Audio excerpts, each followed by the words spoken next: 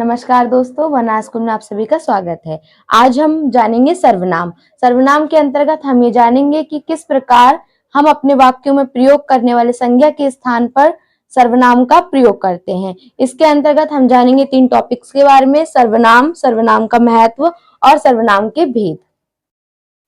अब हम जानेंगे सर्वनाम की परिभाषा। सर्वनाम का अर्थ होता है सबका नाम।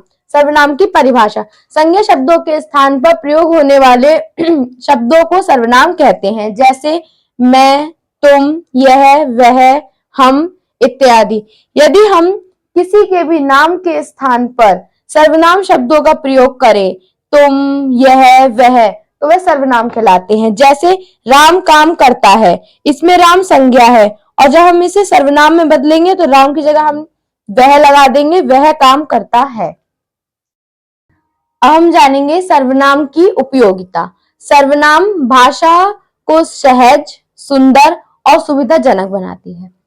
अगर हम इसे उदाहरण के तौर पे समझें, जैसे मोहिनी स्कूल जाती है, मोहिनी सखी के साथ जाएगी, मोहिनी सखी के साथ मोहिनी का गृह कार्य करेगी।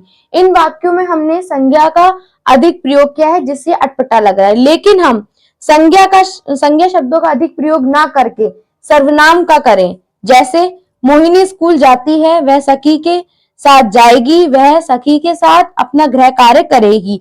ये वाक्य देखने में और पढ़ने में सुंदर भी लग रहे हैं और सुविधाजनक भी है।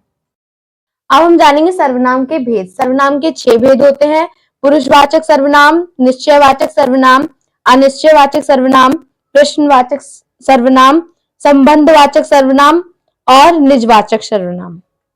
हम जानेंगे सर्वनाम का पहला भेद, पुरुषवाचक सर्वनाम। सर्वनाम में हम 3 संज्ञाओं के बारे में पढ़ते हैं।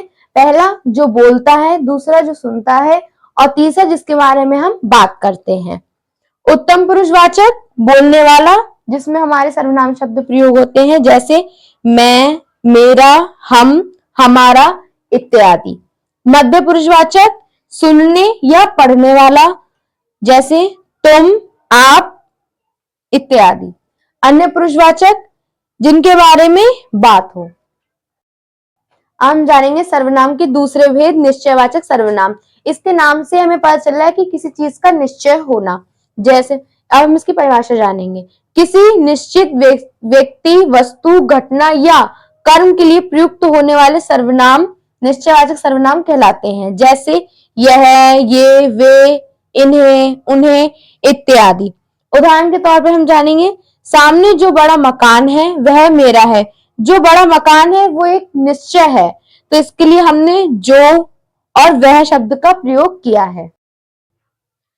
हम जानेंगे तीसरा भेद, अनिश्चयवाचक सर्वनाम। किसी अनिश्चय व्यक्ति, वस्तु, कर्म या घटना में सर्वनाम शब्दों को अनिश्चयवाचक सर्वनाम कहते हैं। जैसे कोई, किसी आदि।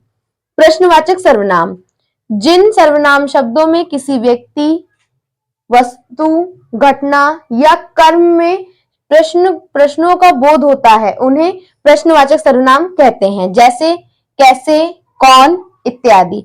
संबंधवाचक सर्वनाम, दो भिन्न वाक्यों में संबंध प्रकट होता है, तब उसे संबंधवाचक सर्वनाम कहते हैं। जैसे जिसको, आपको, जिसे, उसे आदि। निजवाचक सर्वनाम, यह पुरुषवाचक सर्वनाम का ही एक भेद है। जैसे आप, आपने, आप इत्यादि। आज हमने सर्वनाम के इस पूर्ण विषय को और सर्वनाम की उपयोगिता को अच्छे से जान लिया है। अब हम मिलेंगे आपको अगली वीडियो में। धन्यवाद।